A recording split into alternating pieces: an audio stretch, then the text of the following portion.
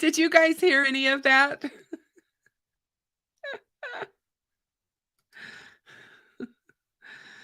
Oh my gosh. Hi, guys. Welcome to Kristen Behind the Crime Door. I'm Kristen. Did you did you guys hear anything that I said? I hadn't gone live yet, so I don't know if you guys heard me. I was just talking away. Wow.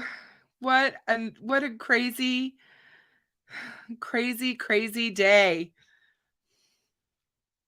If you guys can hear me, can you please put a number 1 in the chat? Because nobody's saying anything. So I just need to make sure that you guys can all hear me.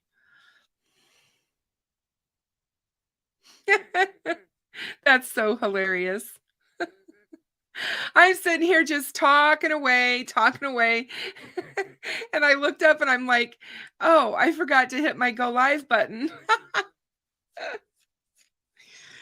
So I was just apologizing for not getting my thumbnail out soon enough.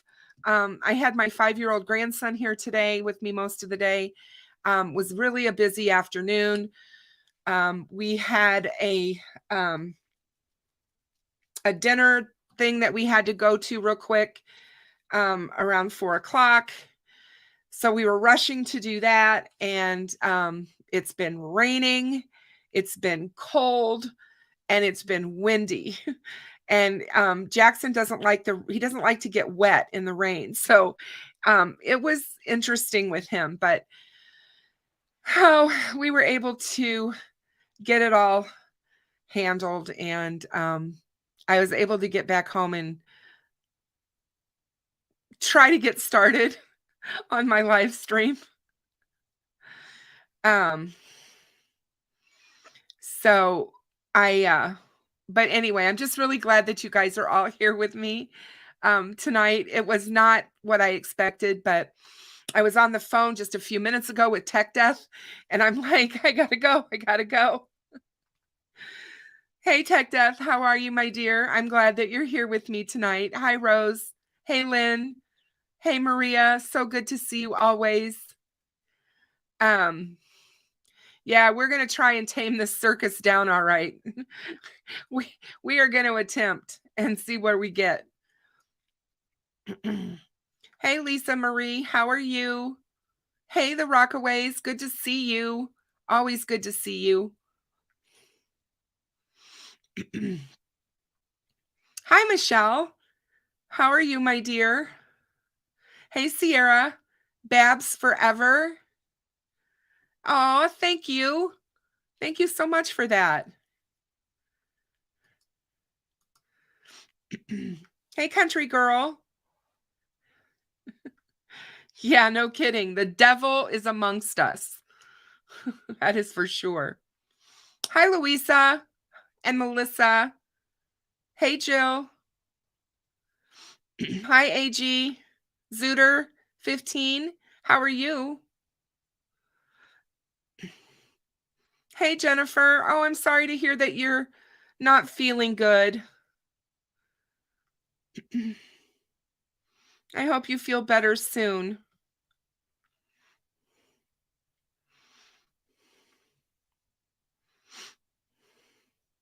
Aw. Hi, Pigeon Mac. I haven't seen you in a while. Good to see you. Hey, Heather Swenson.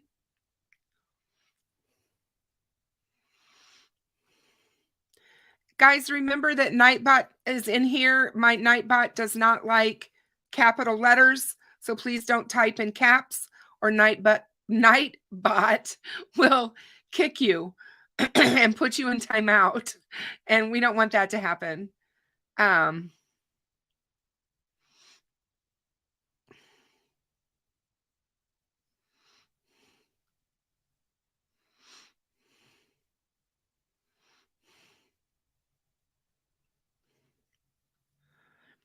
Hey, Unresolved Crimes. Hello.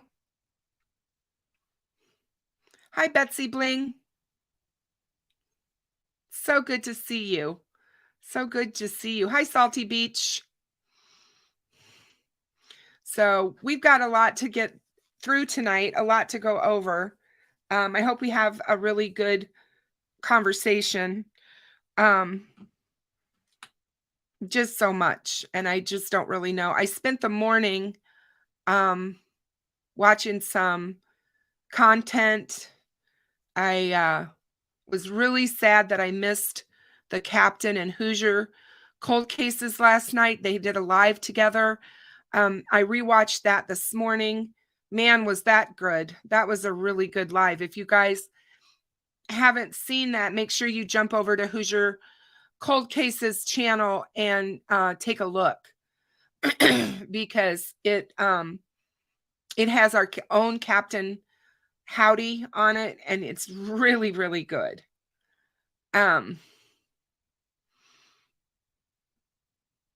And HCC is just, I can't say enough about him. He's become a really dear friend, and I really, I admire him.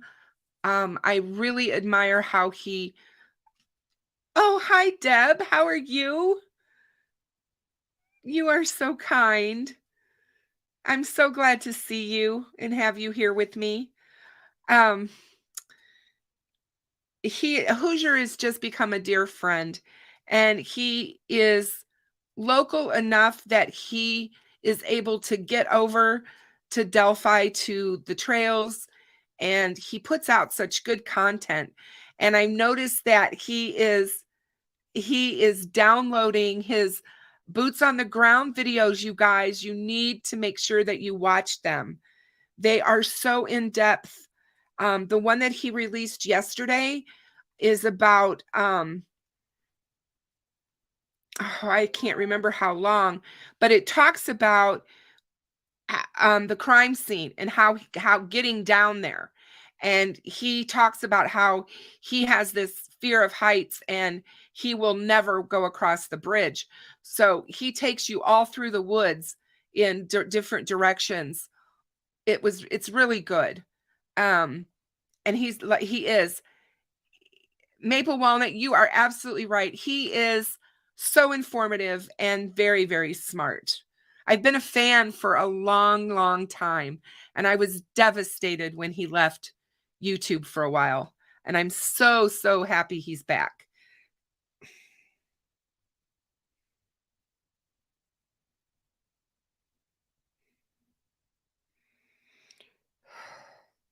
So,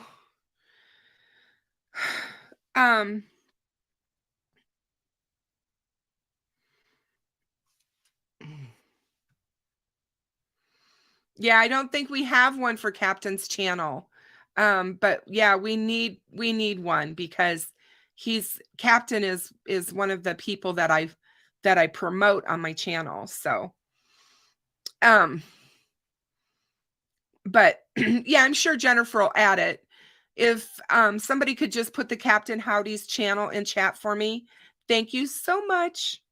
There it is. There it is. Thank you, Jennifer. You're amazing. As Jennifer's yelling at us.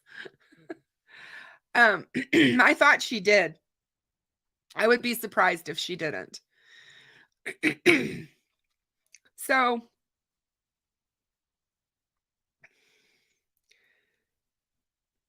he's just a really super down to earth guy too. He's really excuse me. He's really easy to talk to, as you guys know when I have him on my show. I mean, he's just so laid back, and he's super kind, and he cares about the families utmost and foremost, which right there, he matters to me because you guys know how important that is to me.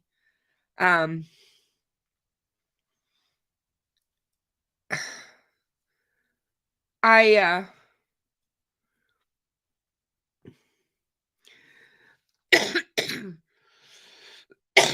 I need a drink. I need a drink, you guys.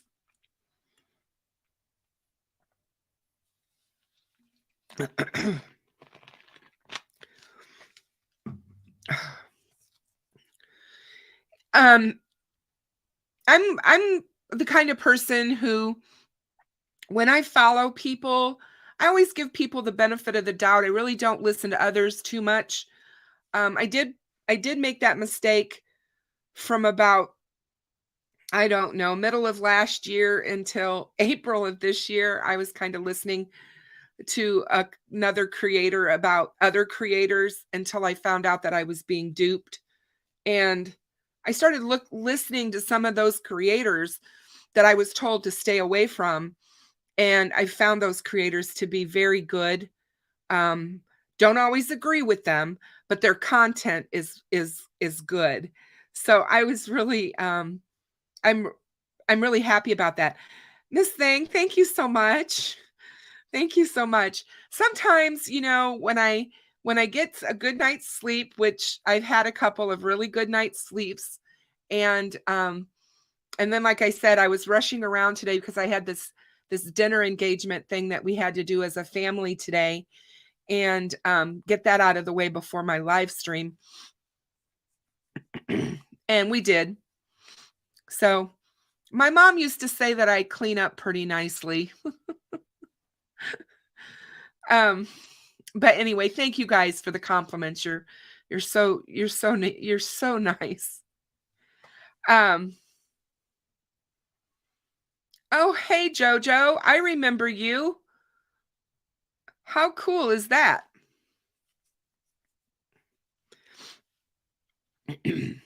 Uh, well, I'll tell you sometime my trick, Salty Beach, because it's a lot of work. There's a lot of work that goes into my hair, but I get laughed at because I spend so much time. But when you're gonna let your hair grow, you have to take care of it. So um, that's just the way it is. um, so let's get into it. Tonight, I do want to tell you, I don't know if you guys heard about this case. I'm going to be looking into it more because it was so disturbing to me that I just lost it. There was a young woman from Missouri who was 31 weeks pregnant, who went to Arkansas to meet a woman about a job. And she got there and it was a ruse. And the woman had a man with her, and they ended up killing her and killing the unborn baby as well. They found the baby the day before they found the mom's body. And I am just, this is like something, I don't know what's going on in Missouri, but this is like the third woman, young woman in Missouri that's had this happen to them. And I am just, it was on my Twitter feed earlier in the week when she went missing. And then in the last few days, they found both of them. And you guys, my heart is just broken over that. I'm just, so yeah, I feel really good, Psych 101. Thank you. I really, really do. And so yeah, it's all over Twitter, you guys. And I'm sorry that I didn't get all the stuff to talk to you about, but we'll talk about it on Tuesday because I am going to delve into this. They have arrested the man and the woman. Just so you know, they did catch them. Thank God for that. And so there's going to be another case then about that. But man, it's just scary. It is so scary in this world that we now live in. It's just become a frightful place. And you can understand why people are afraid and why people live in fear of all kinds of things just because of that, you know? Um, so I wanted to talk about, Maria asked me earlier, she's like, "Hey, Kristen, what's your topic gonna be tonight?" And I'm like, "Well, I haven't really thought of it much." But the more that I was watching content this morning, the more that I was watching, content late last night after I got home from my normal Friday night, poker game that I play, um, I I stayed up really late, probably too late, but, but I was watching a lot of news coverage of the Delphi case from this week. Wish TV, WTHR, um, HLN. HLN put out a really, really good, um it's not Down the Hill. They put out a new segment to the Down the Hill, but this is different. Hold on a second. Let me see if I still have it up. Oh, where did you go? Where did you go? Yeah, here it is.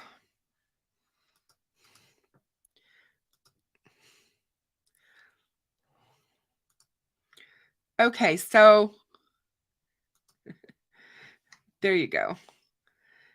Guys, go watch that tonight. If you haven't seen this, you need to go watch it. Paul Holes is on this panel. There's some really good Cece or Casey Jordan. She's the forensic psychologist. Hey, This'll do nicely. Sees through.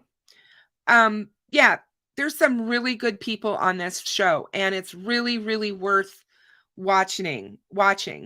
Um, oh, hi, Kathleen Harris. How are you? It's so good to see you. Oh, and you are so kind. um, yes, Zooter, I play poker. I do. Um, so um so make sure you watch the HLN show that I just dropped in the chat. I'm going to we're going to probably watch a little bit of it here and there tonight. I've got a couple things that I want you guys to see. But I also wanted to talk about just in general tonight about how we choose to tell their stories matter. And I have said this for a long time. This has been like a mantra of mine, but it's not something that I thought of myself. I actually got it from Incognito Society when I started watching Incog. A couple of years ago. And she was actually the first female YouTuber in true crime, besides Danielle Hallen, that I watched. And I fell in love with her.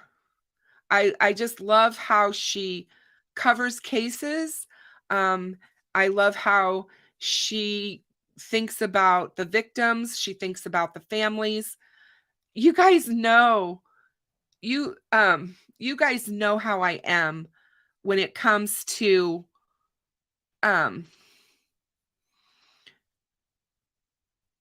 what am I trying to say? When it comes to the families and especially how they're treated, how important that is to me. And I believe in a lot of ways, the true crime world and the true crime genre has gotten out of hand. It truly and absolutely has gotten out of hand. And Tech Desk said it early on in the chat. You know, we got to dial down some of the crazy. We have to really, when we're covering cases, and especially cases that are ongoing and that are still open cases, we have to be careful about what we say, how we say it. For example, we're going to talk about how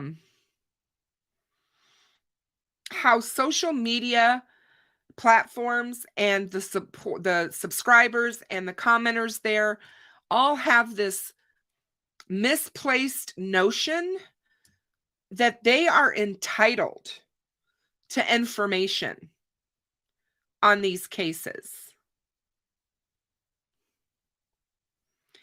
And it really upsets me because we're not entitled to anything. This case is ongoing. It's just like, oh man, honeybee, you said it so well. Our culture lacks restraint at this point in time. Absolutely does. And we've become this entitled, frenzied, craziness is what I see all the time. This entitlement is just beyond me. But just this week, right after the press conference on Monday, Becky Patty came out on Facebook. And when Becky came out on Facebook, she actually said this. This was reposted in the Libby Abby sub on Reddit. And the date of the court date to hear the arguments for why to unseal the documents. That's wrong in this post. This post was from Becky, and it was posted in her Facebook. Okay, everyone, I shared a link to a petition to stop the unsealing of the probable cause document. There is a court date open to the public on November 22nd, not the 12th. It is indicated public input will be heard. I would like to have at least 30,000 signatures, if possible, to take into the courtroom that day. Hopefully, the judge will realize many people feel the document should remain sealed. I know that that is an awful lot of signatures, but we have 19 days. I feel we can do this. I really could use your help. We need to stop this. Now, I know there's been a whirlwind of people who are angry about this and said she has no right. But as a family member whose granddaughter was brutally murdered, I think she's got every right in the world. And no, Chelsea, that is incorrect information. It is not against the law for them to seal it. It is not. Indiana's law is very specific. I read it on Thursday night. They absolutely have the right to seal it with extrastential circumstances. And this case falls under that. And people don't see it. They're not going to keep it sealed forever. Nick McClellan told us that. I look for it to be unsealed on the 22nd of November. This person that we're talking about, who's innocent before proven guilty, Richard Allen, doesn't even have counsel yet. Nothing is being infringed upon him. Nothing.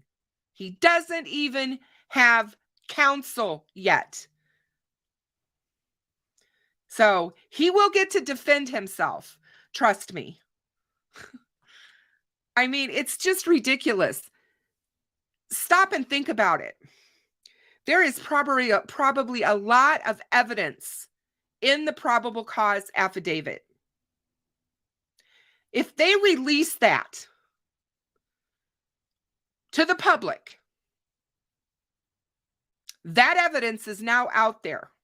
And that evidence becomes tainted because you're going to have podcasters and you're going to have true crime reporters, and you're going to have people like investigative reporters from TV, radio, print, media, all of it, trying to hunt down if there are witnesses to this evidence and have discussions over the airwaves about it.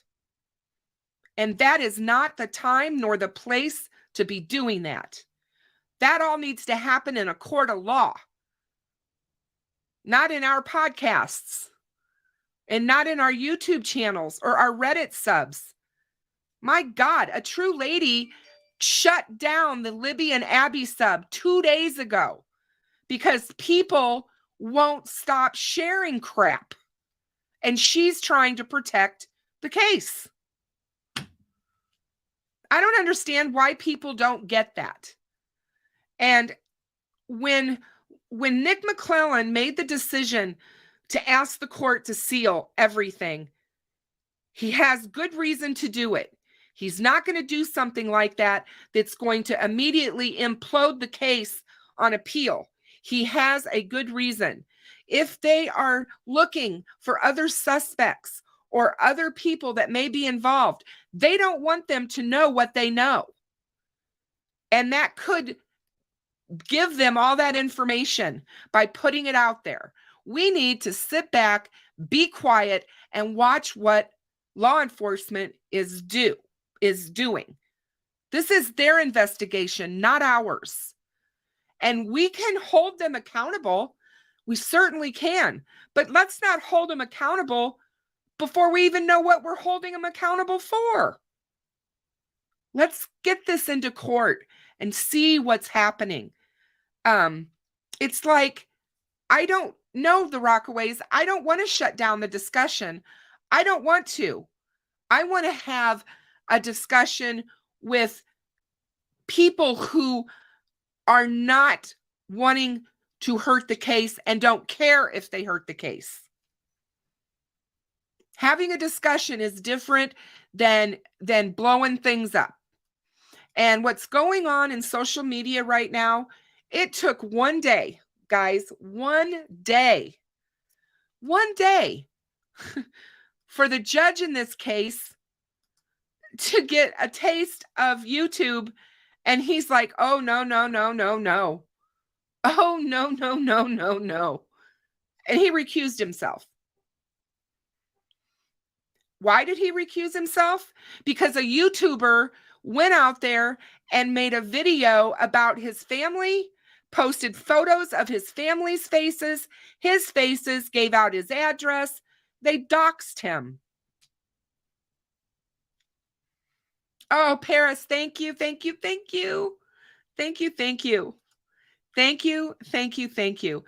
feel if it's important to the family, it's important to me.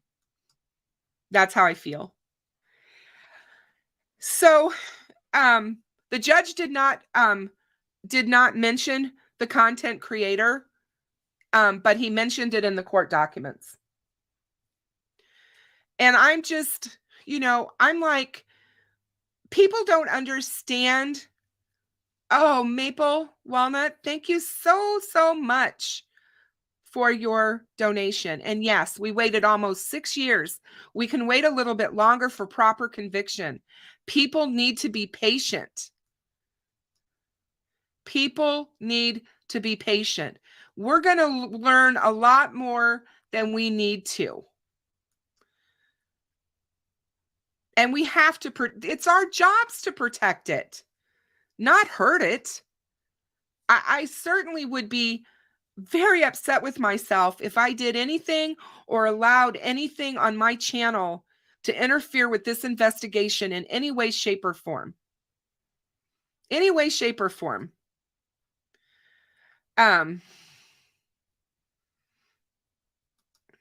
Thank you, Sleuth, and thank you so much for being here. Law enforcement seems to know this choice would be scrutinized, so I think they have a good reason to keep the PC hush. I'm thinking more arrests, in my opinion. And I don't know that there's going to be more arrests, but I definitely know there's evidence in those documents that they do not want public right now. And And it's because of all the crazy around social media.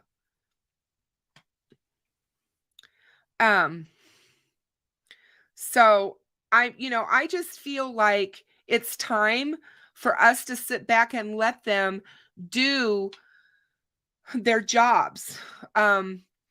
It could also be the fact that we don't know when Richard Allen became on the scene for law enforcement either. And I was watching an interview with Doug Carter, and he is chomping at the bit to tell us what he knows. He said it again. He cannot wait to tell us why about the sketches, why about, he talked about all of that. In fact, there was an interview that he did with I-Team 8's Richard Essick, and he talked to Doug Carter this week about the investigation. And this is what he said. Richard Essex asked, whose decision was it to seal the probable cause? And Carter responded, the prosecuting attorney that was approved by the judge. Essex, did you have any say in that?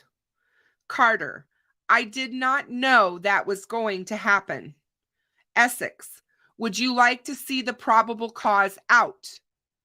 And Carter said, I have seen the probable cause. Would you like for me to see the probable cause? Essex said. Carter, I think absolutely yes.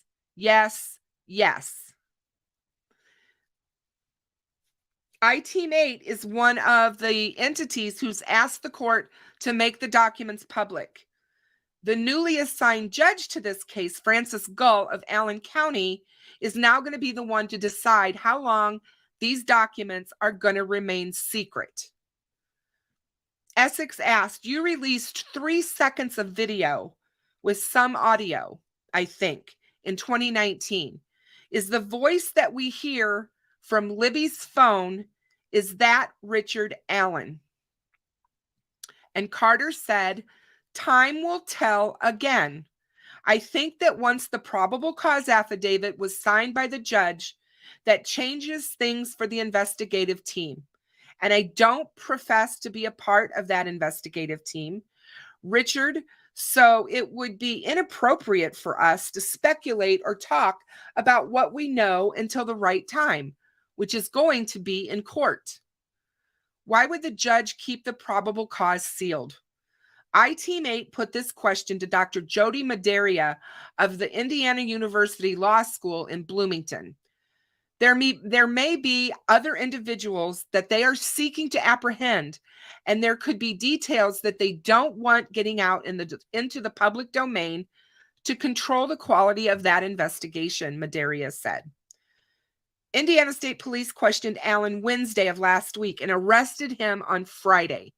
He is charged with 2 counts of murder. Under this specific Indiana criminal code, it would also indicate that he is accused of committing additional crimes besides just murder. Carter says the charges are appropriate, but he declined to go any further. And Dr. Maderia helped to fill in the blanks. That includes that he could have done something else besides murder, and this is a fairly broad-based murder statute. It allows for additional charges of other offenses such as child molestation, sexual trafficking, kidnapping, those sorts of things, said Maderia. So I think that right there gives us an insight into why or what could be the reasons of, hey, Frank Meister, how are you? Of why they are doing this.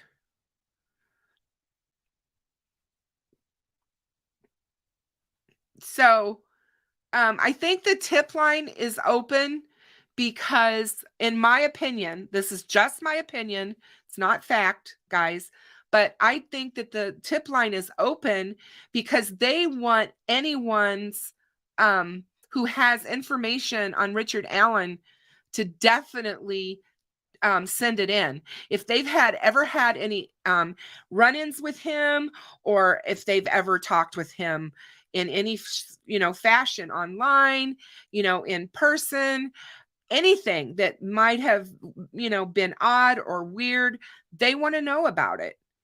But they also want to know anything else that we may know about this crime. And they've been saying that for 5.5 years.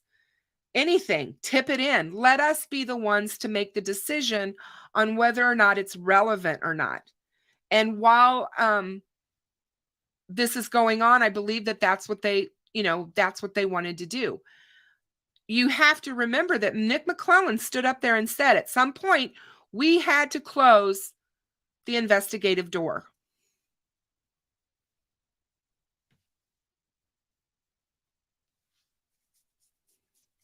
So, I get how everybody can think, one thing or whatever, but this case is like no other case that we have ever been subjected to, at least in my lifetime. I can't think of a case that's been anything like this. And I went through the OJ trial. And we watched it at work, like on television. It was crazy. And God forbid, I hope and pray, and I don't believe Indiana allows cameras in the courtroom. Thank the Lord for that, because this would become much more of a media circus. And,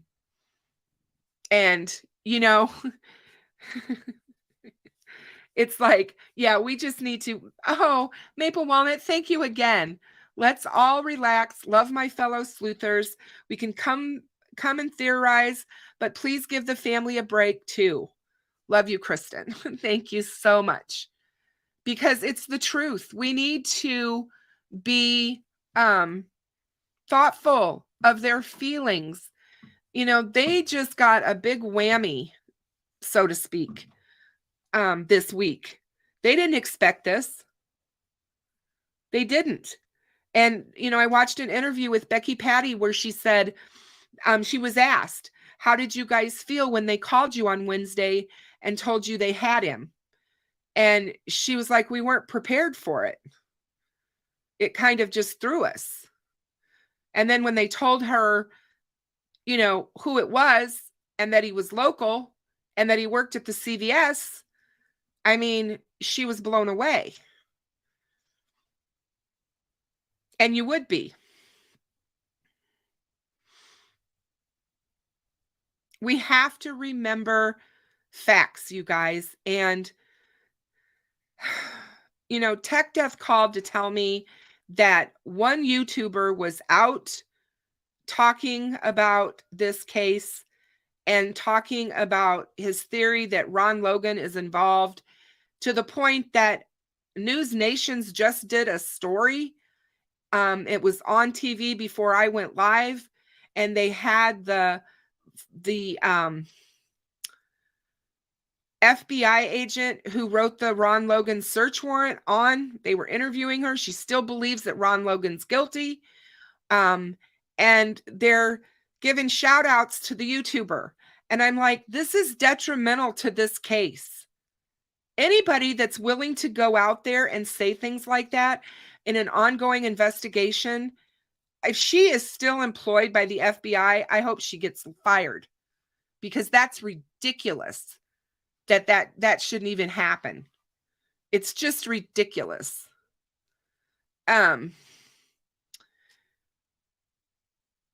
There's a lot of things that they're investigating about this guy.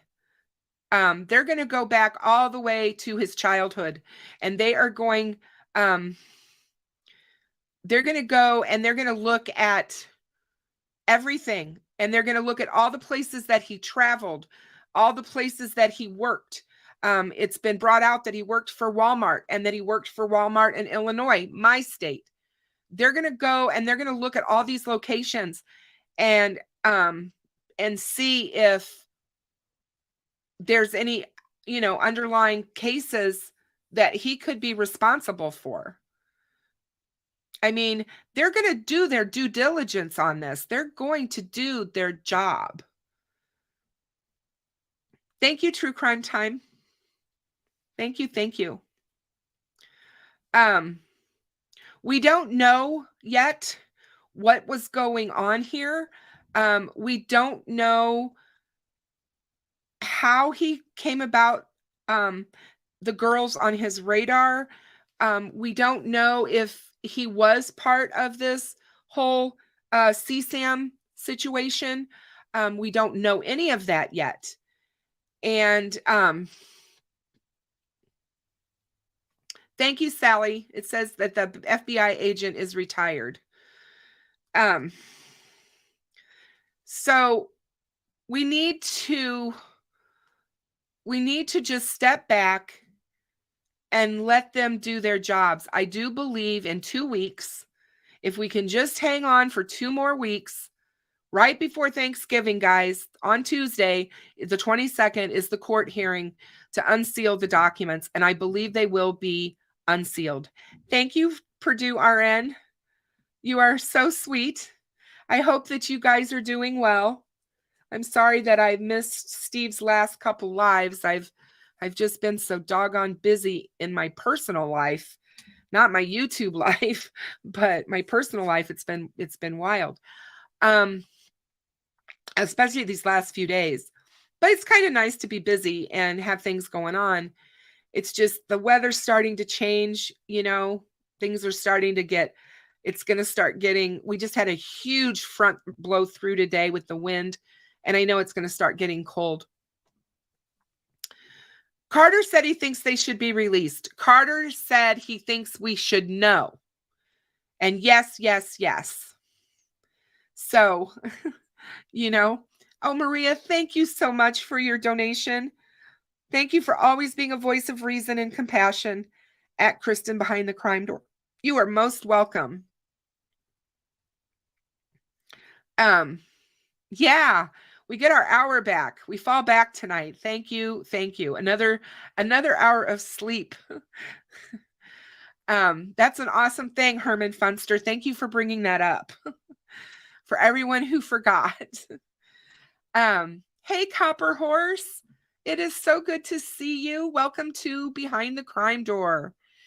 So yeah, I don't mean to get so emotional, I guess, but it really does upset me how the social media reacts and responds, especially to this case. I just don't understand why everybody feels that this is their case and this is their right to know. The only person whose right it is to know anything is the family. It's their right to know. It's their loved ones who were brutally murdered. Oh, Maple Walnut, thank you so much. It will be interesting to find out. I know E1 is waiting with bated breath.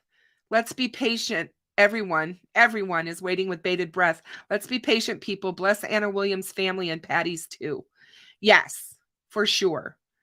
There is a photograph, you guys, going around of Richard Allen playing pool in the bar, and Anna is standing right there.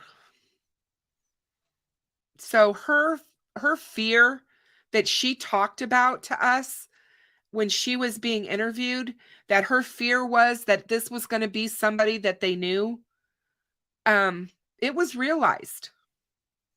I can't imagine what Anna's going through right now.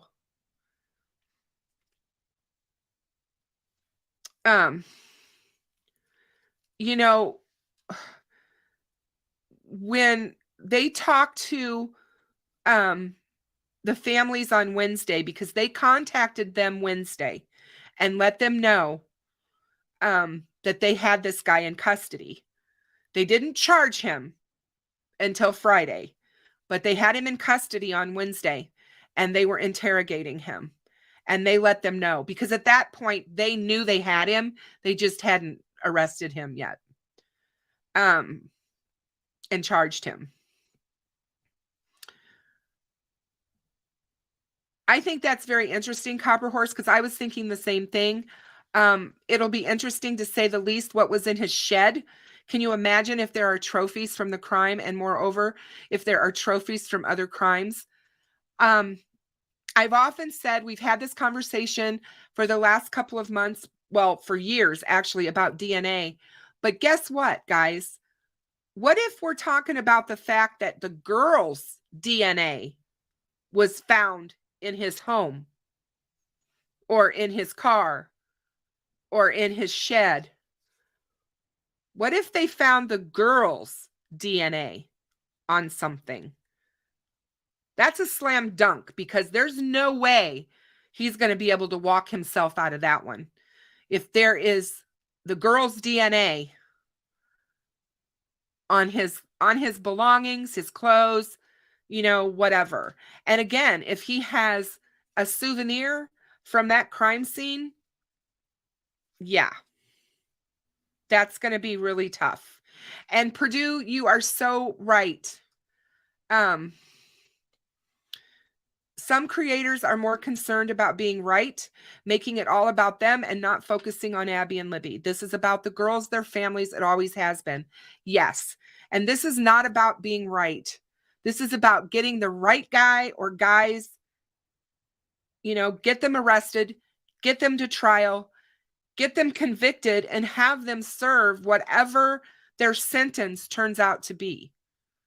And make them pay for what they did and what they stole from Abby and Libby. While I don't mean to be cold, the family will soon take a quiet back seat for the trial.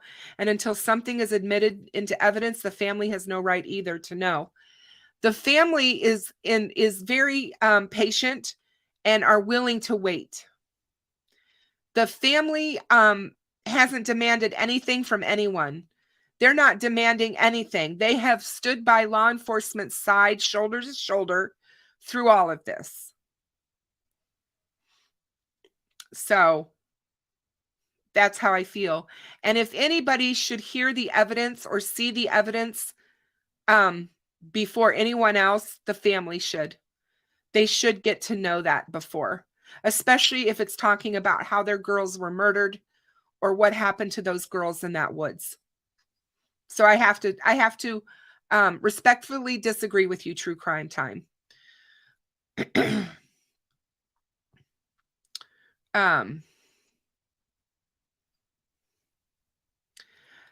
Lisa, I don't know. She was a very young mom, and she was a single mom, and Abby was her best friend, and all of that. They were so close, and to lose that and have that all ripped away from you in such a tragic matter or method, it has been hard for her, I'm sure. Extremely hard for her. And from what it sounds like, they were in that bar multiple times a week, according to the bar owner.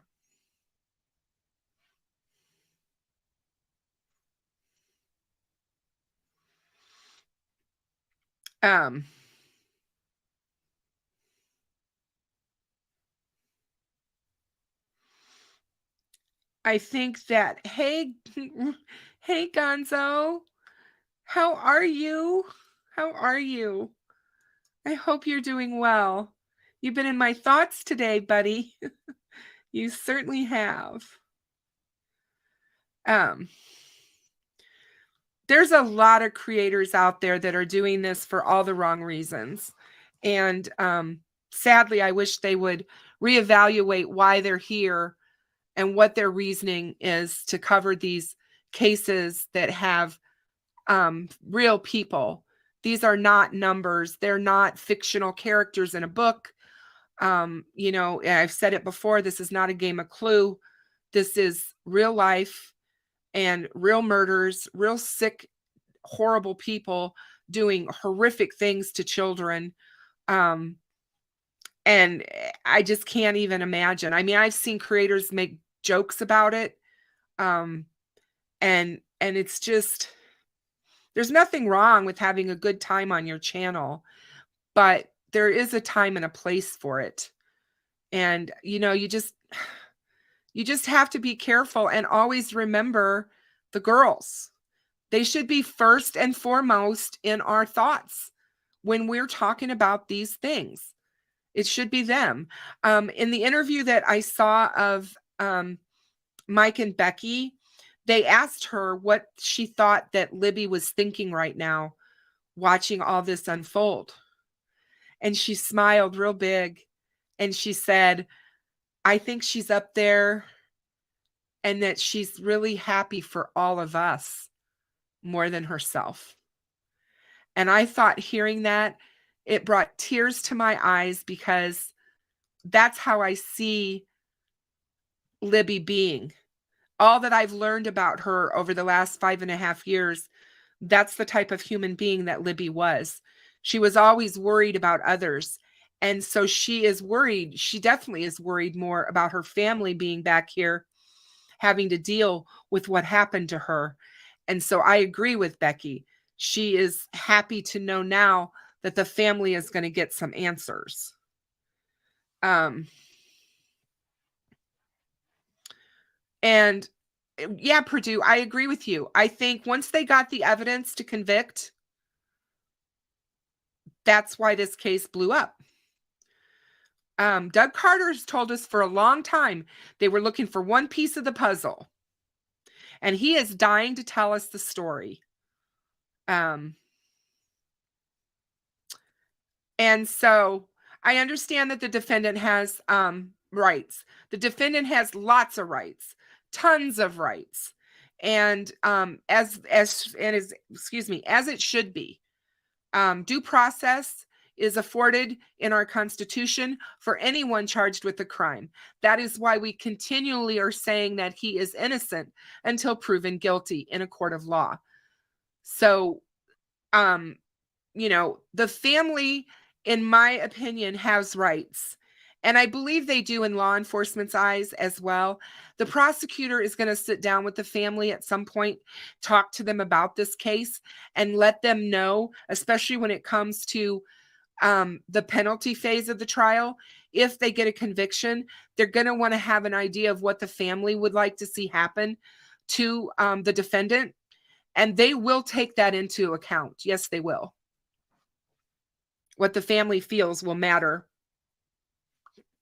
greatly.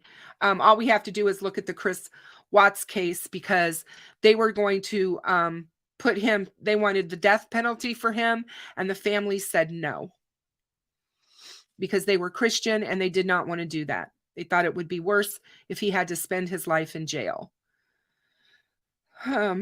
So let's see here. Hi, Jane from the country.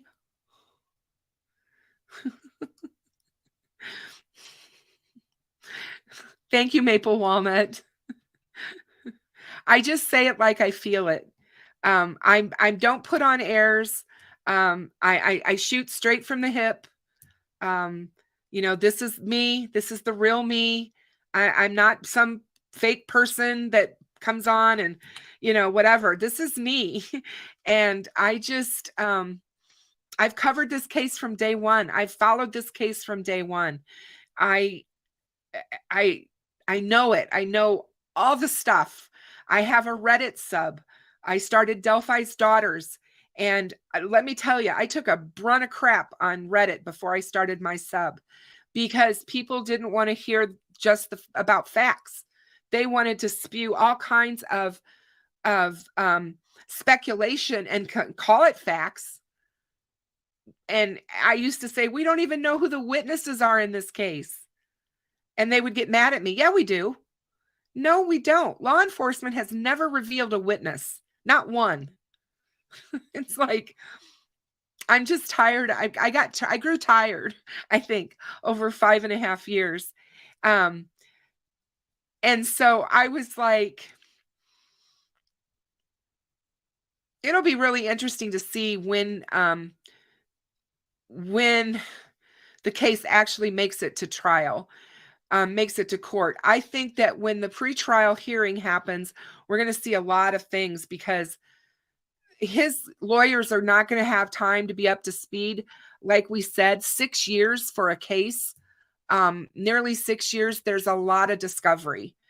And And the prosecution has to make absolutely positive that everything is covered in discovery and given to the defense, because they don't want to have anything come up with that situation. So, Indiana has some different laws than around the state or around the country.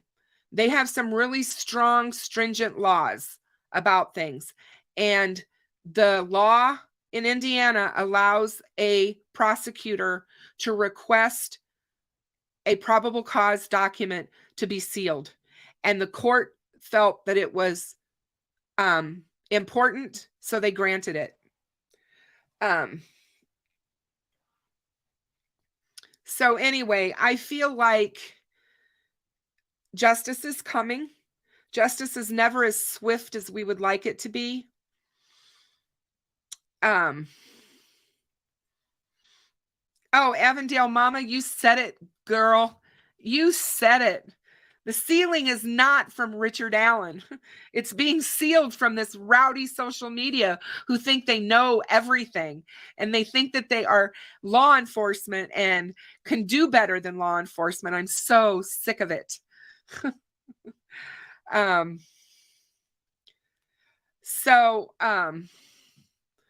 We do not know that. Ron Logan is not. We don't know that Ron Logan's involved with Richard. We don't know that it's a pedophile ring. That's your speculation, D loved by two. So you can't say it that way. When you say things that way, that's what sounds like you're saying it's fact. That is not fact. It has not been proven. That's where I have an issue. You can definitely say, in my opinion, and then it's fine.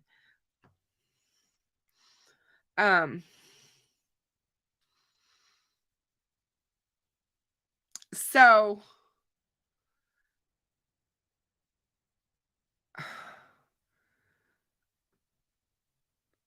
I just, in cases like this, when you have children involved, law enforcement tends to be a little bit more careful with things that they release, because it is such a horrific thing to lose your child anyway.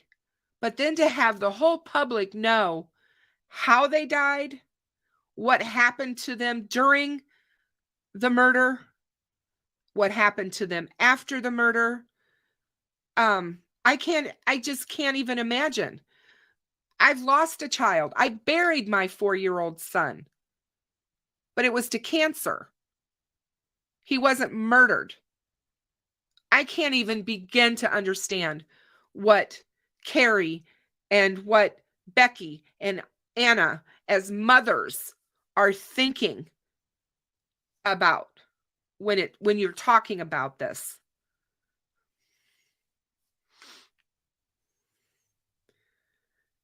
And that's the other thing, Love Tina 2010, is they need to get a jury pool. I read something yesterday that said that absolutely they're going to want this case to remain in Carroll County. And I'm here to tell you that if he has any kind of a good defense attorney, he is going to ask to have it moved out of Carroll County. He does not want him tried there. He will not get a fair trial there. But Love Tina says, we just have to remember we are not the jury. This is just a place to join in on our thoughts, converse on what we think, and try in a nice way to piece it together and do it with respect.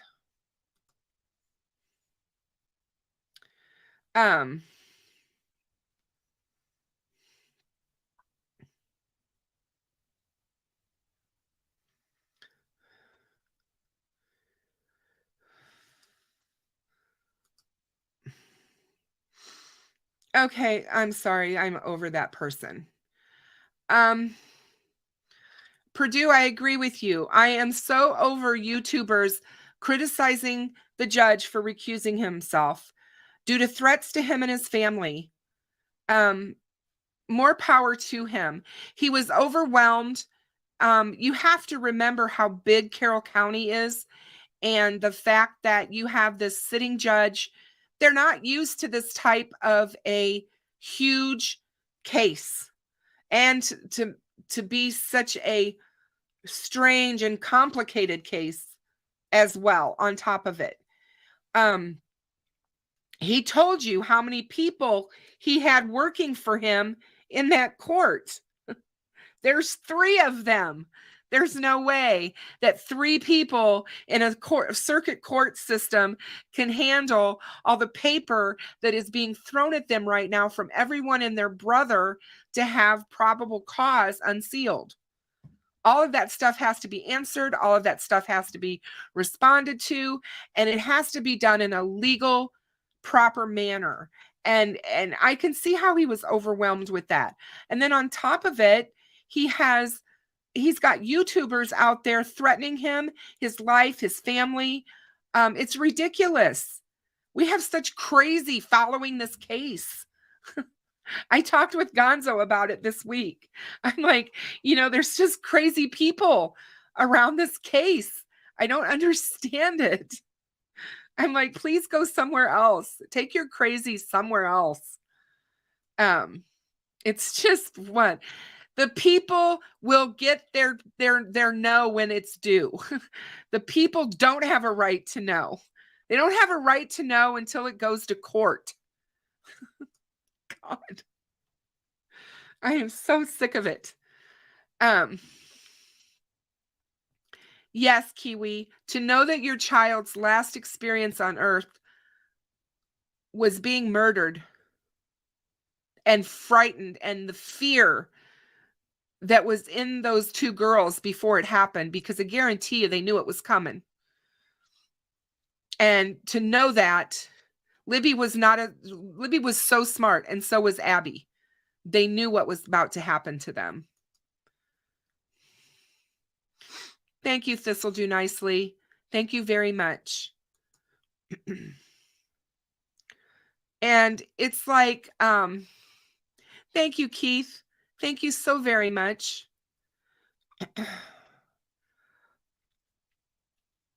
This upset me terribly. I was angry on Monday when Doug Carter stood up there and talked directly to Becky and Mike and Anna and left out Carrie and Derek, Libby's parents. Just because Derek and Carrie did not have custody of their children doesn't mean that they don't love them with every ounce of their being. And it also doesn't mean that they shouldn't be included in what's happening. They both lost a daughter, and it has devastated both of them. And I've tried to keep Carrie and Derek in the forefront, and talk about them, because they do matter.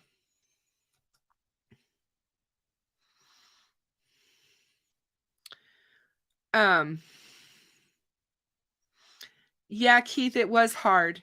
You know what, though? He taught me so much about compassion and caring and strength. The strength that you don't know you have until you're forced to have it. I've had so many people over the years ask me how I did it, how I got up every day. Well, I had an 8-year-old daughter that needed to be cared for. I couldn't just not pretend like she didn't matter. It wasn't easy. If I didn't have the friends and family that I had, I probably wouldn't have gotten through it. I mean, it was really rough.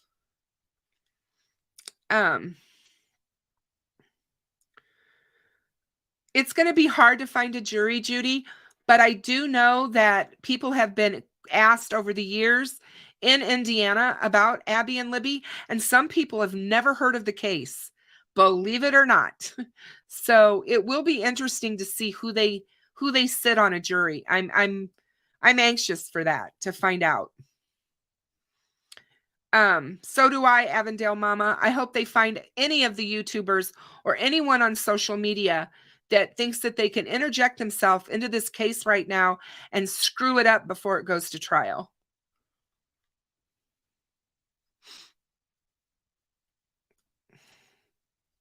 Because if that's what they're trying to do, they absolutely don't care about justice for Libby and Abby.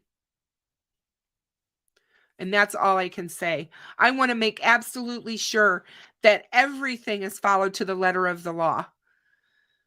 That's why I looked up the law immediately after they said that the probable cause affidavit was sealed. And that's when I found out, when I went right to the Indiana laws and read them, that's when I found out they didn't break any law. In Indiana, it's not a broken law. Now, there's people out there that want to take it to the Supreme Court of the United States. More power to them. But he needs an attorney to do that. And he still hasn't asked for one to be appointed because he told the judge he was going to hire his own.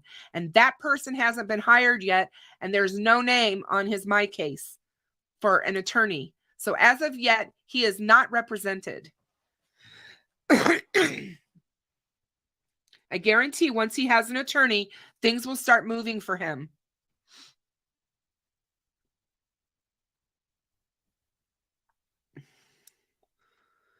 Oh yeah, it's out there. I'm not lying. I don't lie. That's one thing you'll find out about my channel. I'm not about that. I don't do that here. In fact, if you catch me saying something that's wrong, please call me out. I want to know about it. It's, hey, the 90s guy, how are you? YouTube hooligans. Couldn't have said it better myself. And we all know, this will do nicely for sure. And, Libby had a wonderful relationship with her mother. They spoke every single day, either via Snapchat or by talking on the phone. And she spent time with her mother and her other sisters. So she had a decent, good relationship with her mother.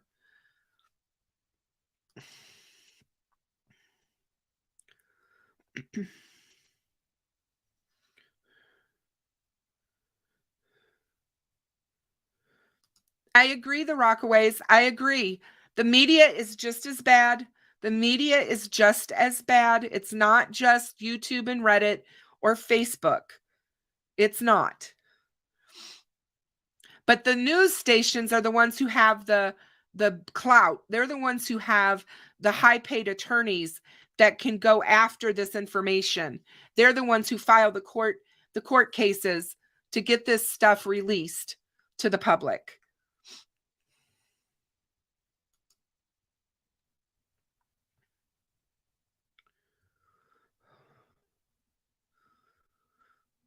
Yes, I did have my 8-year-old to help, and she did. She was a great help to me. There is no need to be emotional. If someone is arrested, they have the right to make why they are being charged public. Hope this guy is guilty, because if not, his life is ruined. Doug Carter distancing himself. I don't believe that for 1 second they would have arrested someone they don't feel that they could convict in a court of law. This case has been ongoing for 5.5 years, and I don't for 1 second believe that they don't feel they have the evidence on this guy. And obviously a judge believed them because he signed the probable cause document. So we'll just have to wait and see. Like I said, he is innocent until proven guilty. And that's what everyone doesn't understand here. It only takes one juror, guys, one juror to have reasonable doubt, and the case is done. Done.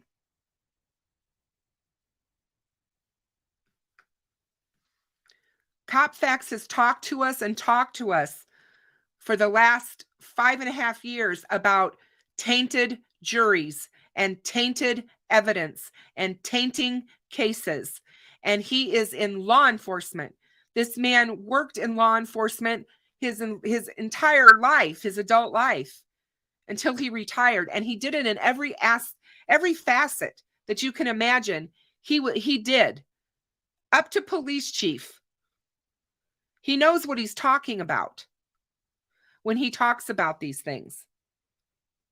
But yet nobody wants to listen because they are arrogant enough to think they know better than law enforcement, who actually works the jobs, does the work, or lawyers or what?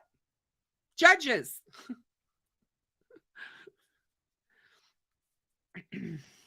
Oh, by the way, guys, my best friend's husband, who's the judge, he took my middle grandson, who is 15. He took him to the Illinois-Michigan State game today. So that's what he was doing today. I really had a great conversation with him last night during poker about the case.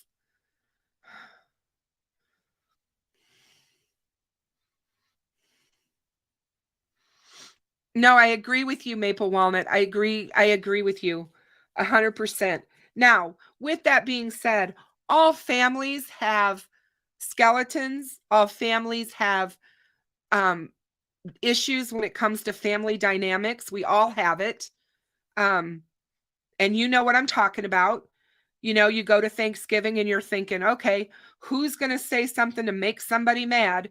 Who's going to do this? Who's going to do that? Or whatever. Or the family members that, well, they don't come to much of anything because of this or because of that. Sadly, I think that this family has that in their family, and it's hell when that happens, because then they're living it in the public eye and everybody scrutinizes everything, which they've done over the last 5.5 years. It used to cut me to the quick when people were throwing Derek under the bus. That man was out there searching for his baby girl at the moment she was being murdered.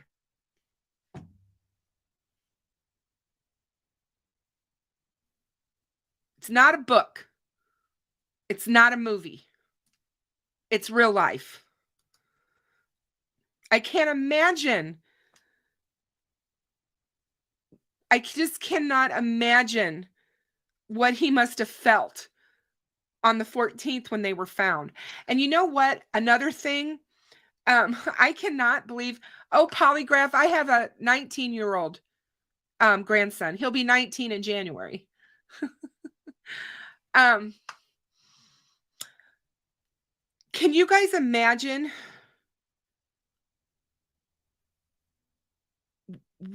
how you go on with your life knowing that you were out there and you were close, but you couldn't save her? I just don't know how he goes on. And I hold him up because I do. I pray for him. I pray for all of them, but I especially pray for Derek. We know that he's had a past battle with drugs. This would be a reason for him to have another battle with drugs. We see it all the time in the group I belong to of parents who've lost children. Parents resort to alcohol. They resort to drugs. All kinds of things, because they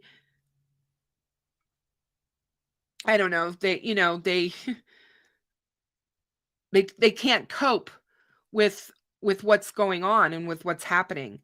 And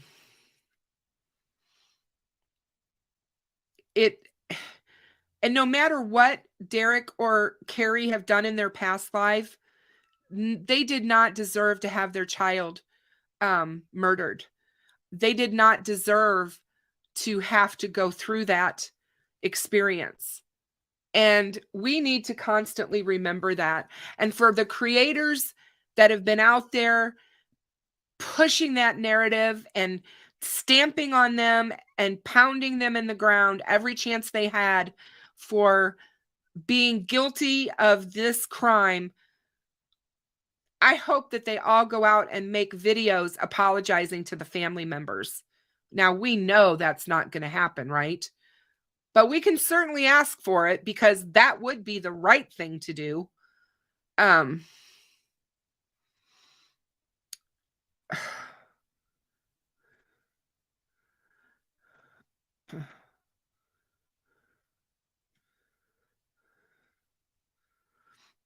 That is not fact.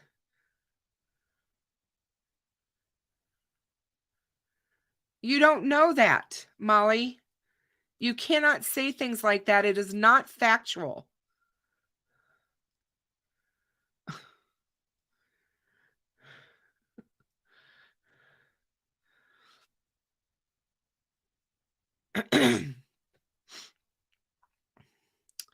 um yeah, drugs are sad.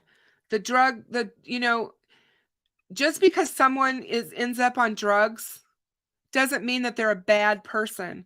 We have such a stigma in this country about placing stigma on mental health conditions as well as on people who end up addicted, whether it be to alcohol or whether it be to drugs, but especially to drugs.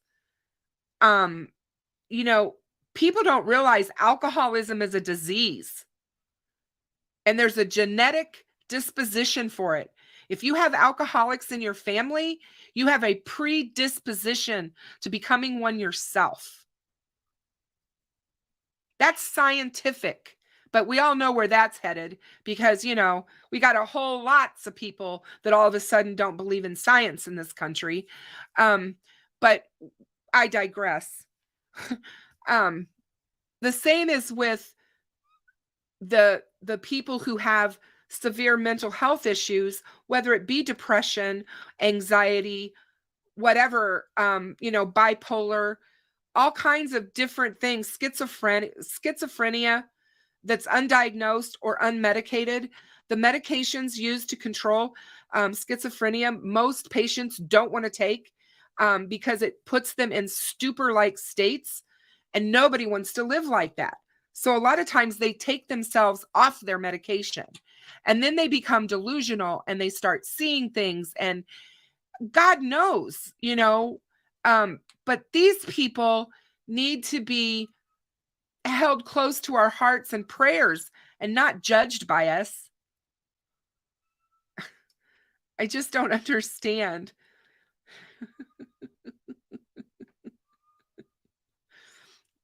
um um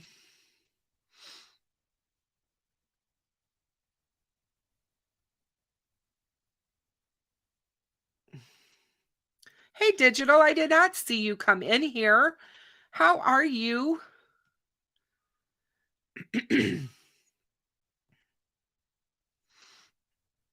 um he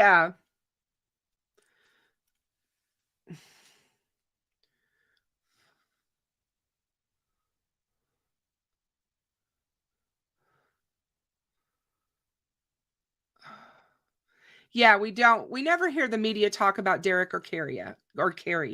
We don't. It's bothered me for 5.5 years. They're parents of these girls. We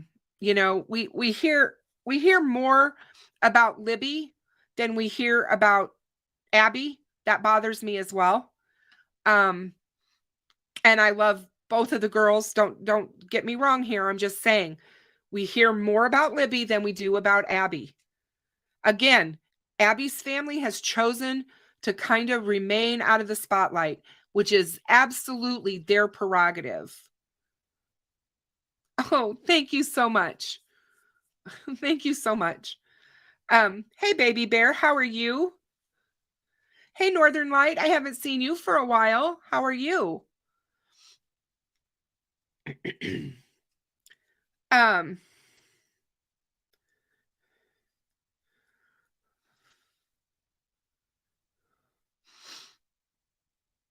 yeah, as far as you guys talking in the chat about um um did Richard Allen come forward or not? Yes, it has been said that he interjected himself into this case, and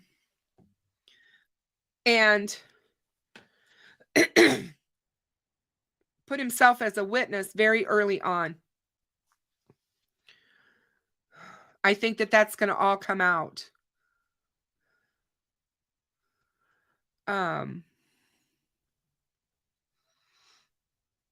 Interesting, digital. That's an interesting thought. They were into photography, from what I understand. One of them or both of them. I think his wife really was into photography, maybe. Yeah, I don't know if that's true, Evie's, or not. I know that his phone pinged out there. His phone is on the ping list from the data dump. Now, did that, was that because he was actually there, or was it because he was in a radius? Because if you guys remember, Steve from True Crime Web just went to Delphi 2 weeks ago and spent 5 days there and did a whole bunch of scientific experiments. And one of them was a pinging experiment that he did, and he did it at night too. And the pings were showing him being 3 miles away when he was right there. So I don't think the ping data can be, if that's the truth, which I don't doubt Steve at all, that's what they're getting now from the towers. You can imagine that the towers were worse in 2017. They've certainly upgraded the towers in that location by now. And if the towers were worse, then all this stuff we heard about the phone pinging all over town has no bearing, because the phone would have been right there and it would have been pinging and looking like it was all over town, which is what I think Steve from True Crime Web basically ascertained, was that the pings were just not reliable, the ping information. I will not at all be surprised if Richard Allen is the person who gave us the young guy sketch. Remember, that sketch was done just a few days after the murders. The 17th of February. And it would not surprise me at all. Good night, Louisa. So good to have you with us tonight. I also think it's interesting that there's never been a huge amount of talk about where February 14th played a role in this, and whether or not it had anything to do with the murders. The date bothers me. And one of the things that was brought up to me was, wouldn't it be interesting to know what he and his wife were doing on February the 14th for Valentine's Day?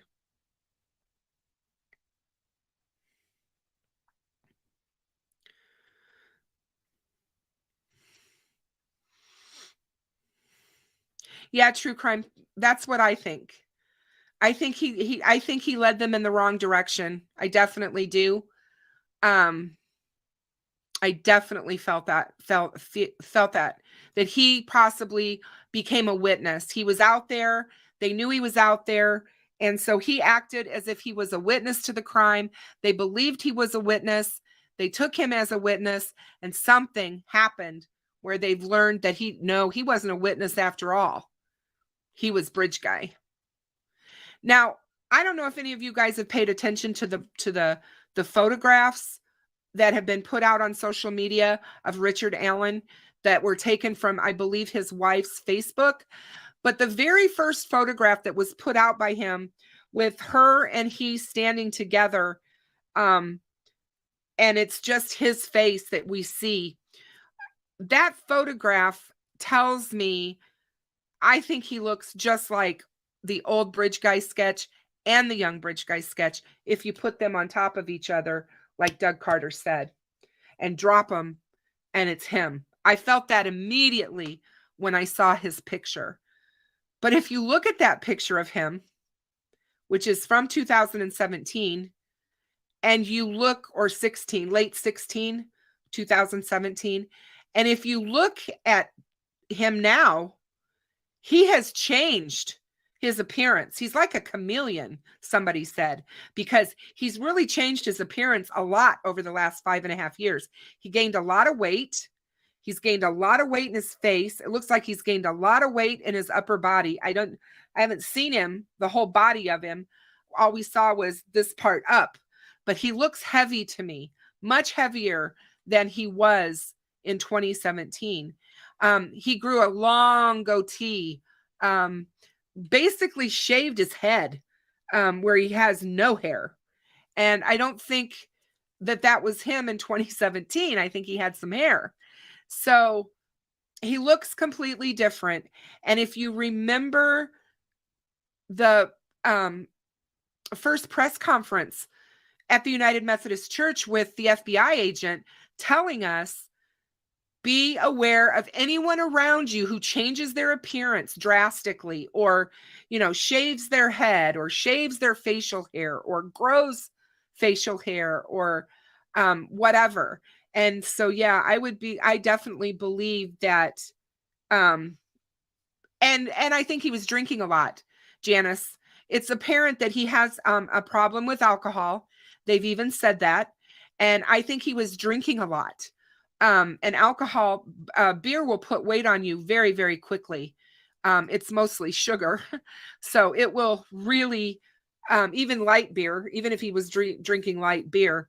But what's funny to me is that his neighbors said, he would come home from work and sit in his driveway smoking cigarettes and drinking beer.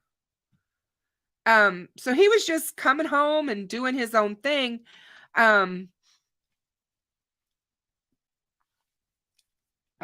Sorry, my nose is itching again. Which, goes back to what Hoosier and I have talked about together. This guy, when we really get down to the nitty-gritty about the psychology and the psychopathy of this guy, we are going to really find out that we're dealing with a sociopath or a psychopath.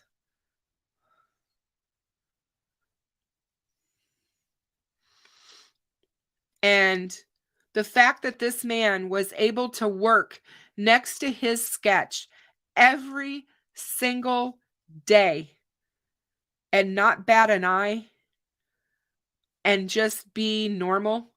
Everybody said he was just a nice, normal guy. It says a lot about who he is. And I definitely think that we're going to learn more about him. Like I said, when he was little, where he was raised, where he went to school. Hopefully his friends will talk about what type of person he was. I've heard that he's quiet, but that's since the murders.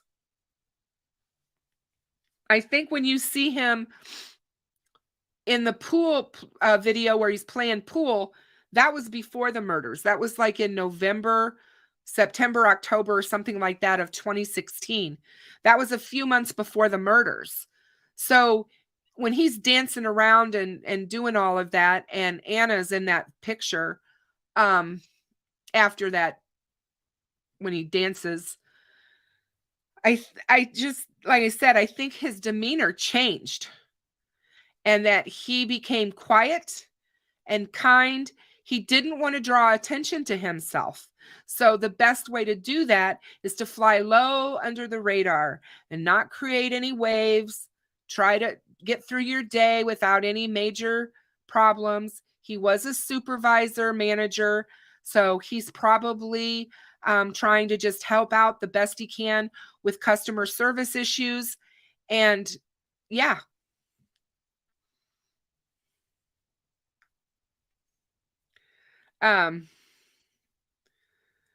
Oh, you are so kind. Thank you so much. Very much. I appreciate you.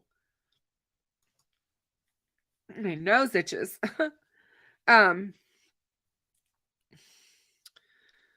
and yeah, he does Purdue. You know, I have said all along that I knew this guy was local and I knew he was hiding in plain sight.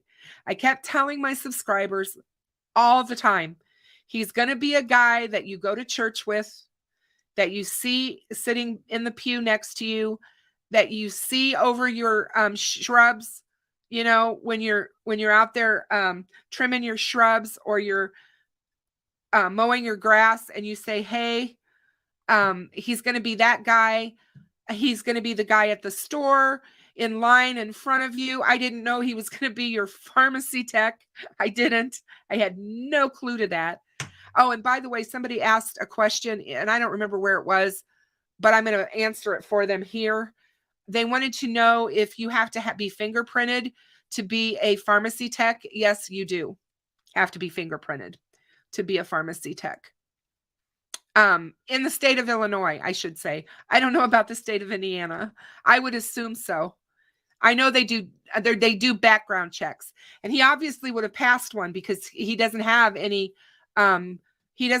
criminal history that we are aware of anywhere.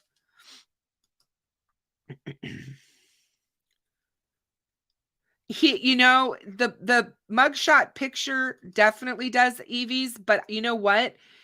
Just the regular picture of him, the one I was just describing, where he's got the goatee that looks like old Bridge Guy sketch, you know, and the more slenderish face and those hooded eyes, but his eyes look blank. It's like his eyes just don't have any. It's just like they're just blank, black and blank. So yeah. Yep, Kathleen, he knew the area. I said the same. I was like, that bridge is too out of the way. People have trouble finding it that are from Indiana, let alone anybody that was, you know, passing through as a vagrant or a trucker or somebody like that. I knew it wasn't going to be that. Um,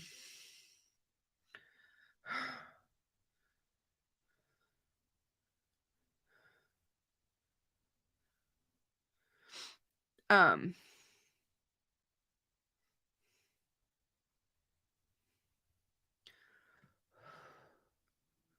yeah, he moved into his house in 2006.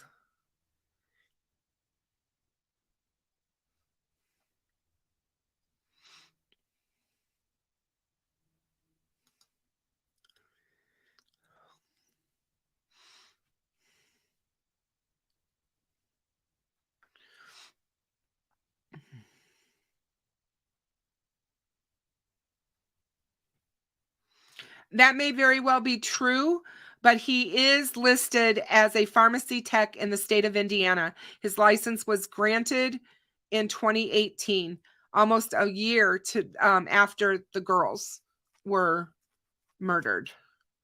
So he does have his license. And if he's a supervisor, a shift supervisor who would need to cover the pharmacy, that would be one of the reasons why as well.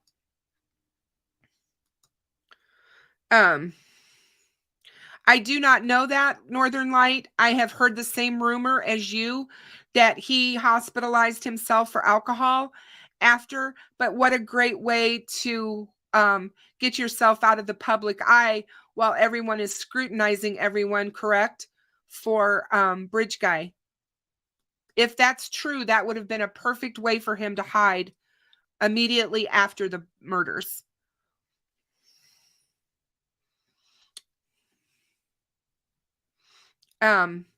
Most certainly. Please keep his family in your prayers, you guys. There has been so many awful things said about his wife, even about his daughter. And I can't believe that Inside Edition actually put her picture with her face up on their show on the bridge. That's his daughter. She has nothing to do with this. She has nothing to do with what her father did. And the last thing they needed to do is show that. It's salacious bullcrap is what it is. Um, so, but yeah, he has ruined everyone who ever knew him, his parents, his all of his loved ones. He has broken them. I'm just here to say I can't even imagine being a mother and finding out that your son, your adult son who's 50 years old, has been charged with double homicide of 2 teenage girls.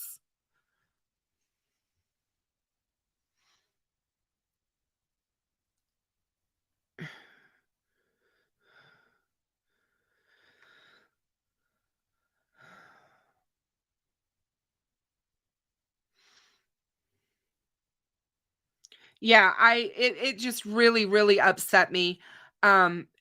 There's no reason for that. Absolutely none. We have to remember that these people around Richard Allen are innocent victims. And for people to say, well, she had to have known and blah blah blah, you have no idea how any of this works. I mean, it's like our brains protect us from the most awful of awful. Our brains will do all kinds of things. And Hoosier talks about it. Um, he talked about it really well last night for a bit about how um, he used for an example of people who do lie detector tests for a living. Um, and they get really good about it, and they can tell when strangers are lying. They do that test. But if you put a loved one of theirs in that chair, they're going to have a really hard time identifying whether or not they're lying or not, because their brains won't let them go there. Our brains are hardwired to believe and trust those we love, and that we could never do something like that. And it's easy to be a Monday morning quarterback sitting there and saying, I would do this and I would do that. You have no idea what you would do. Becky said it in an interview this week. She said, when she was asked how did you guys prepare yourself for this day? Was it like what you thought? And she said, no, it absolutely wasn't. You think you're prepared. You tell yourself you're prepared, but when it happens, you're completely not. You're blindsided. So you can tell yourself all kinds of things about how you're going to react to something, but you have no way of knowing until you're placed in that position. And I will tell you that firsthand from a mother who lost a child. It was my biggest fear as a mother.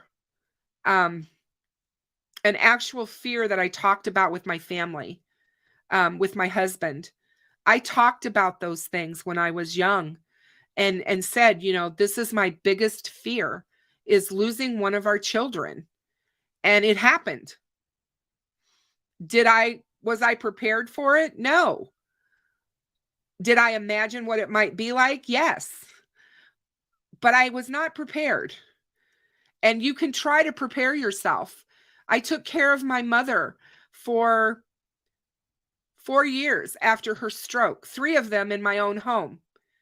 And for 3 years, I cared for her. I was her caregiver 24/7.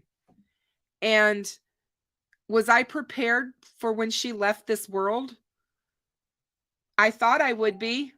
I thought I would be, because I had been preparing myself for that. But it took me by such a huge surprise that it sent me spiraling. I went into a horrific depression. And it wasn't immediately after that it happened, because 30 days after I lost her, I lost my father. And that was all in 2017. In between September and the end of October in 2017, I lost my mother and my father. And I was not prepared at all. So you can sit out there all you want and talk about how you're going to react to something or how you think you might react to something, but you do not know until you're placed into that position. And I feel bad for his family, because they're going to have to go through things that they don't want to have to deal with. And I'm just going to tell you, the best book, if you really want to know what it feels like to a child of someone who's done this, read this book. A Serial Killer's Daughter, Carrie Rowson. This is BTK's daughter. And she tells all of us, I didn't know that was in the way. There we go. Sorry, guys. I did not know that was in the camera. But there you go. There it is. It's a great book. It's worth reading.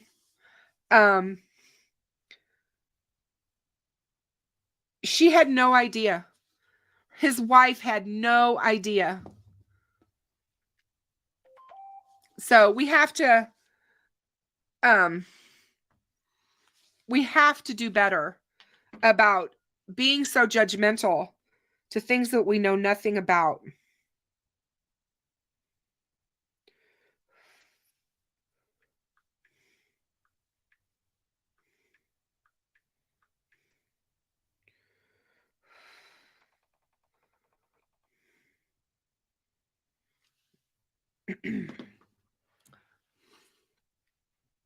It's really hard, This'll Do Nicely. I didn't realize how losing my parents would so dramatically affect my life, but it did. It certainly did. And my mom and I were extremely close. Extremely close. And we did everything together. We would go antiquing together. We loved crafts. We loved to crochet and cross stitch and knit and paint. And I'm talking not about painting pictures, although she was a beautiful painter, but painting the walls. We used to paint in the houses. We did all kinds of stuff together. And when you have those kinds of connections and then somebody's just gone from your life, the first person with Abby and Libby, when I first heard about the case, I shared the case with my mother because she was huge into true crime, and she followed it right along with me. And her case, mine has been Delphi. Her case was John Bonet. Mom could never get enough of reading and learning about the John Bonet case. And so I shared the Delphi case with her. She was devastated as I was because, like I told her, I said, my gosh, that could be me and my best friend. We did those things growing up. We would go out in the woods and spend time and walk and talk and, do all the crazy stuff and be gone for hours. And I just felt a connection to them. And so, yeah.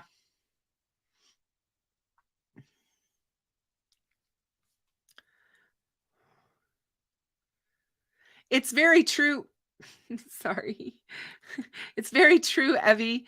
It is a great way to watch with your kids and let them know what things to watch out for in the world. My family teases me, and they call my addiction, and I don't really call it an addiction, but they call it my, I guess it kind of is, because it's the one thing I love to read about it, factual stuff. I'm not so much into the movie gore where you go and just watch. I used to be, in my younger years. I was a huge Halloween crazy person when it came to the Halloween movies.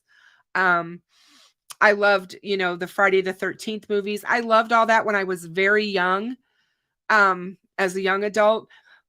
But as I got older, I didn't really want to see, because I was so into true crime and reading about real cases. I didn't really want to watch the stuff that was fake and was put on. And so I like more of the thriller type of mystery murder kind of cases anymore. I don't want the gory stuff. I want to try to figure out the mystery of it. It's, yeah, Sierra, exactly. You can imagine people have asked me, well, where do you think his wife went? As far away from Delphi as she could possibly get. I hope. Hopefully she's somewhere safe, away from this crazy that's, all over the place. I wanted to do something to help people. I wanted to cover cases to help people, to help the victims, families, to keep the case out there, talking about it so that it gets leverage and feet. Not that Delphi needed that. It had its own it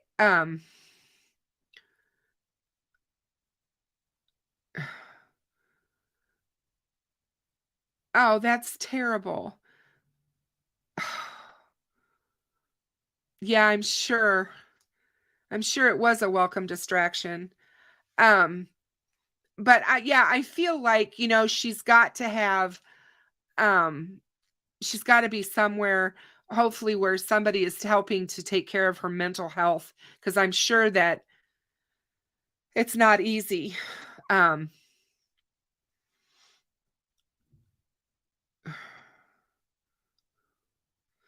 Oh, Kimberly, that's so sad. She lost her aunt to murder on 9/11 of 1993, and that's what propelled me into true crime and justice. It'll do it. I mean, there are so many victims, family members who have turned to true crime justice to try and help others from what they know.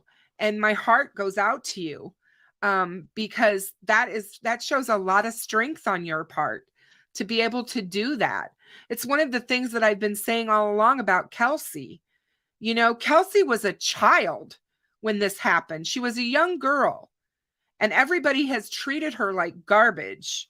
I mean, it's just like all of these people who had all these horrible things to say about her. And I'm just like, she was a child. And anybody that is so willing to throw these family members like that, it's ridiculous. But Kelsey stood strong. She was shy when this all began. She was not a very outspoken young girl, but she grew in her grief, and she used her grief as a shield and a platform.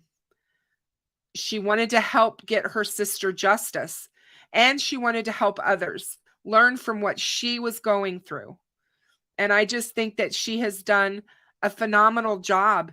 It's like I feel like I've watched her grow up into this beautiful young woman. And that reporter at the court, or at the United Methodist Church on Monday, that had the gall to ask Becky and Mike if they still had faith and why they would have faith. And I thought to myself, I was angry when the question was asked, because I feel like sometimes reporters' questions are so stupid and ignorant. And this one is one of them. But Becky shot back at her. If it was your child, would you not have faith?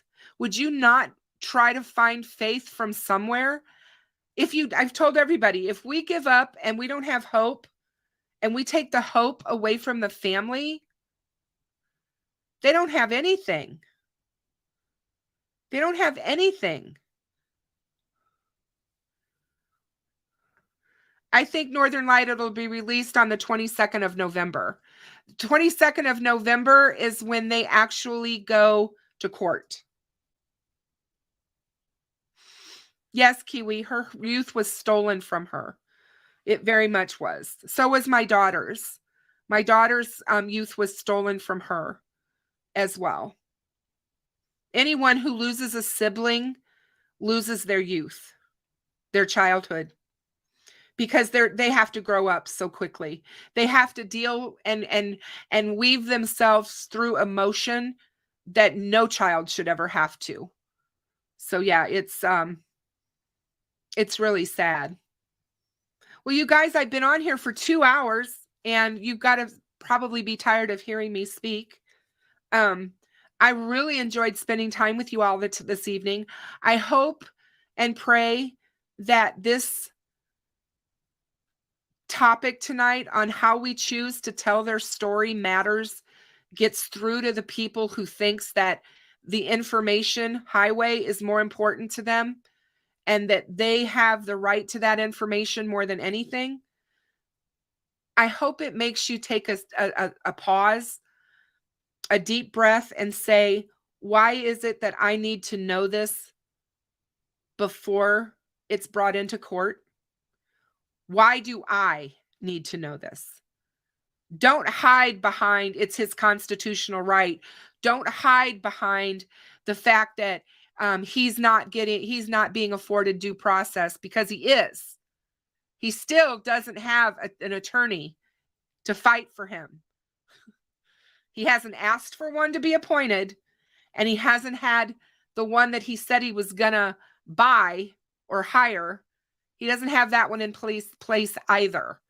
So him not having access to the probable cause document at this moment in time is doing him absolutely no harm. But yes, please be sensitive to the families of these victims. Please be sensitive to the families of Richard Allen, the family members. Don't try to find them. Don't try to interview them. Wait, give them time to even come to some kind of an understanding of what the heck just happened to their lives, because their lives have imploded on October 28th when he was arrested for double homicide of 2 teenage girls. And we need to do everything in our power to stand by those family members of Abby and Libby and support them. So when Becky comes out and asks us to do something for her, you can guarantee that I, Kristen, am going to do it. And I did sign her petition, just so everyone knows. I did it. So I want to support them. They've been through so much. And at this point in time, I don't feel right in not supporting them.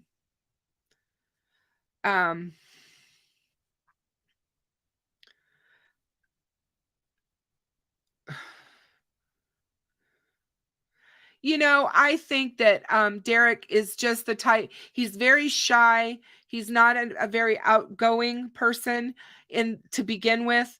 And I think that the reason that Derek has stayed out of the media circus is for the very reason that is apparent.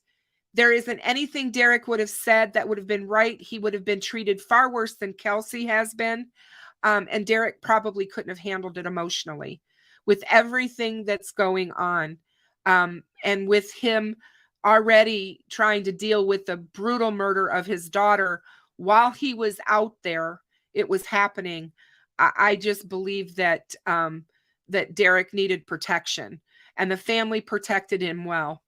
And the media can be brutal. Social media is far worse. The bullies on social media are horrific. And if you've ever been bullied by one, you will know what I'm talking about, because it's not fun. And to be a voice for the voiceless, it takes some backbone, because I don't always have love notes, you guys. We all get the hate. We do.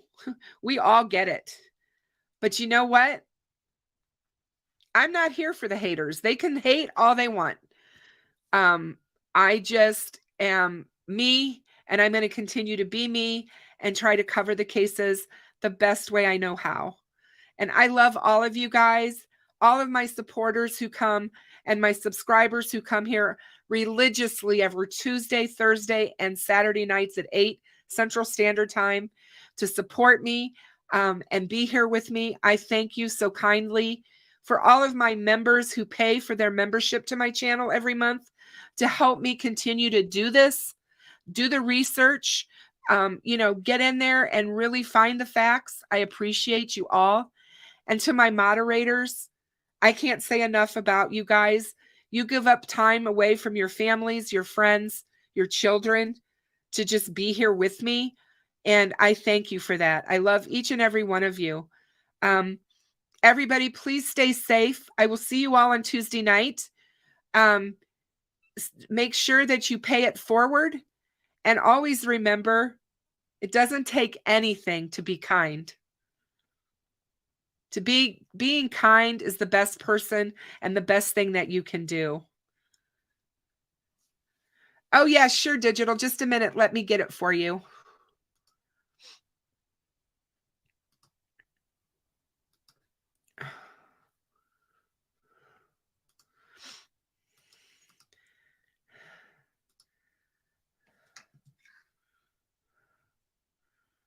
All right, guys. I hope you all have a good evening. I'm going to exit now and leave you with Tech Death Hippie and his outro for my channel. You guys, take it easy. I love you, and I will see you all later.